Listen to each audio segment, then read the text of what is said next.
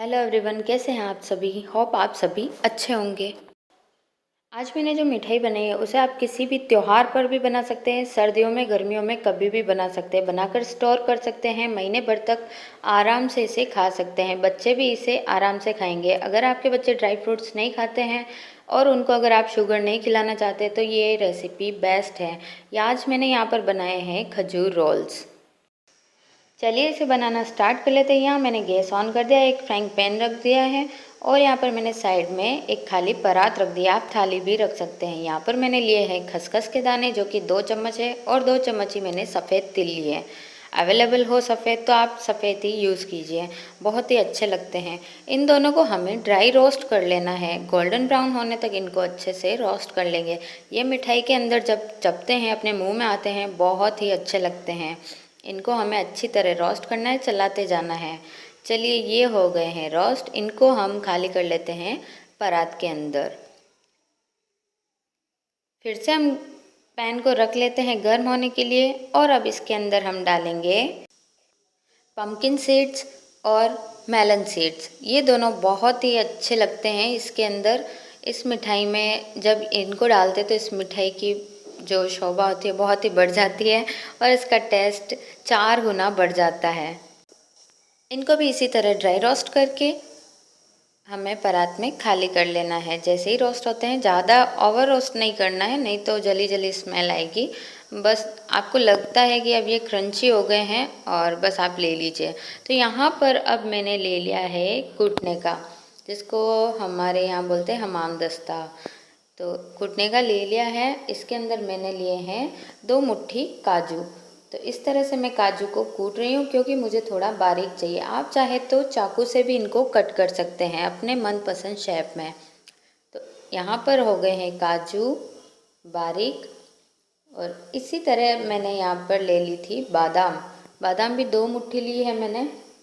आप अपने टेस्ट के अकॉर्डिंग कम या ज़्यादा कर सकते हैं कि कौन सा आपको जो भी ड्राई फ्रूट है ज़्यादा लेना है या कम लेना है, वो अपने टेस्ट के अकॉर्डिंग आप कर सकते हो। तो यहाँ मैंने बादाम ली है। बादाम पहले एक साथ सारी डाल दी थी लेकिन थोड़ी वापस निकाली। थोड़ी थोड़ी करके कूटते हैं तो अच्छी कूटी जाती है और उछलती भी नहीं है। तो इसी तरह हमको बादाम को भी बारीक कर लेना है। आपको और भी कोई सूखे मेवे पसंद है वो भी आप इनमें ऐड कर सकते हैं। इसमें जितने सूखे मेवे जाएंगे उतनी ही इस रेसिपी की, इस वाली मिठाई की जो है टेस्ट बढ़ती जाएगी। सर्दियों में इसे बनाने से जो अपना इम्यून पावर होता है वो बूस्ट होता है और बच्चे इसे खाते हैं तो बहुत ही ज़्यादा हेल्दी रहता है ये।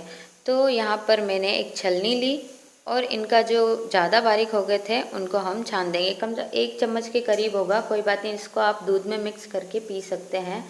ताकि इनका जो बहुत ज़्यादा बारीक है, इनको जब हम फ्राई करेंगे तो वो बहुत जल्दी जल सकता है, इसीलिए हमको इसे छानना पड़ेगा।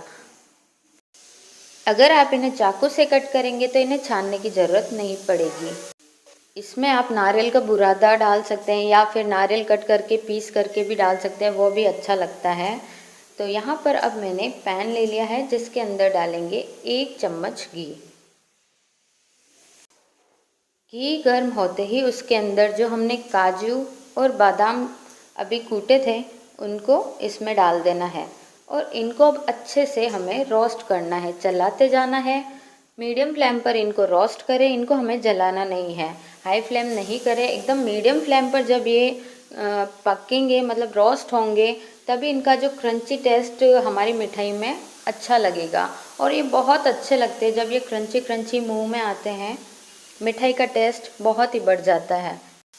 ये हो गया रोस्ट। गैस की फ्लेम ऑफ कर देते हैं। अब करते हैं आगे की प्रोसेसिंग स्टार्ट। यहाँ मैंने लिए हैं खजूर, 500 ग्राम के लगभग कुछ खजूर हैं जो कि अच्छी क्वालिटी के मैंने लिए हैं और आप भी अच्छी क्वालिटी के लोगे उतनी ही अच्छी मिठाई बनेगी। और ये हाथ ही से दब रहे हैं, हाथ से अच्छे से मैश हो रहे हैं।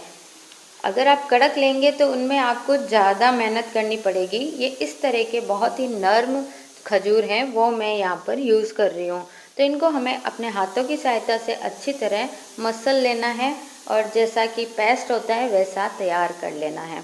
आटा लग गया है यहाँ पर इसका। तो इस तरह से हमें अपने हाथों की सहायता से इनको अच्छे से मसल कर स्मूथ कर देना है। और ये गोला पूरा तैयार हो गया है। चलिए अब आगे की प्रोसेसिंग स्टार्ट करते हैं।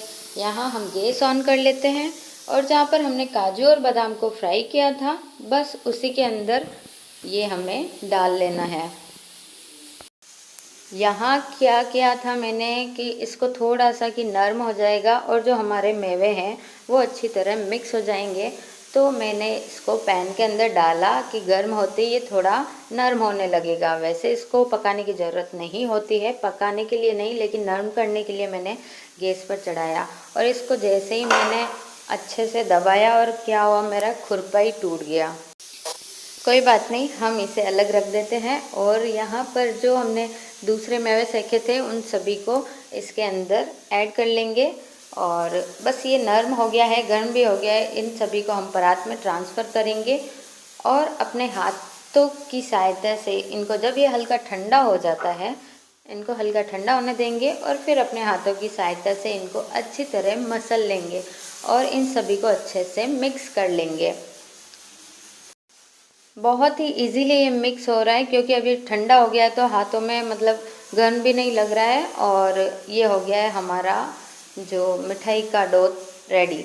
अब चलिए करते हैं आगे की प्रोसेसिंग। इस डो को अब हमें एक गोल गोल शेप दे देना है, इस तरह से राउंड, और इसके हमें 4 से 5 टुकड़े कर लेने हैं।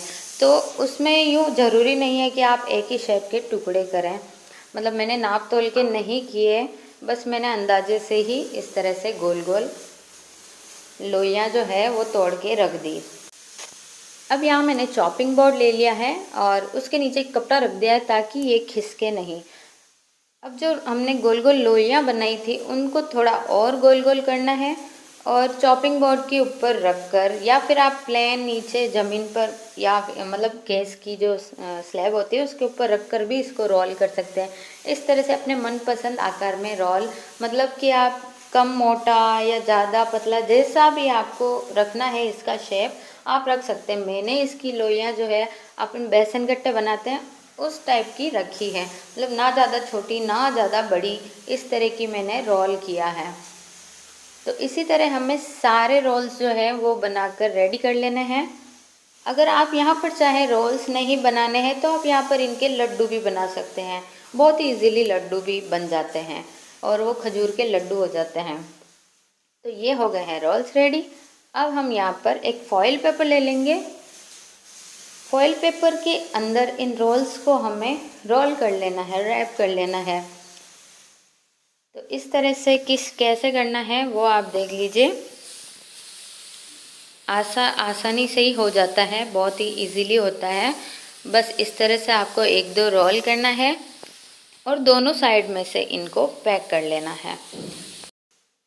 इसी तरह हमें दूसरे सारे भी पैक करके रख देने हैं और आराम से करना है, आसानी से, ये टूट ना जाए उसका आपको थोड़ा सा ध्यान रखना है। इन सभी को इसी तरह हमें पैक कर लेना है। चलिए हो गए हैं पैक। अब इनको हमें सेट होने के लिए फ्रिज में रख देना है। ज़रूरी नहीं है आप फ्रिज में रखें, मैं जल्दी थी थोड़ा, तो बस जल्दी से मैंने इन सभी को सेट कर लिया आधे घंटे के लिए। और आधे घंटे बाद जब मैंने इनको निकाला तो अब चेक कर लेते हैं कि सेट हुए या नहीं। चलिए खोल के देख लेते हैं। इन्हें आप बाहर भी रखेंगे तो भी थोड़ी देर में ये सेट हो जाएंगे। थोड़े थोड़े से जब ये ठंडे होने लगते हैं तो ये सेट हो जाते हैं।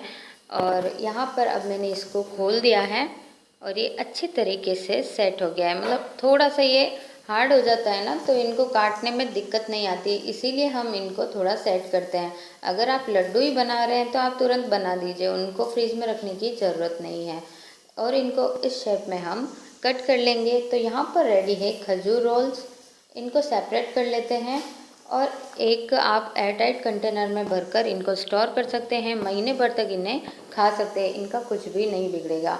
इनमें हमने बिल्कुल भी पानी का यूज़ नहीं किया है और सिर्फ 1 चम्मच घी में हमारी ये सारी मिठाई बनकर तैयार हो गई, वो भी बिना शक्कर के।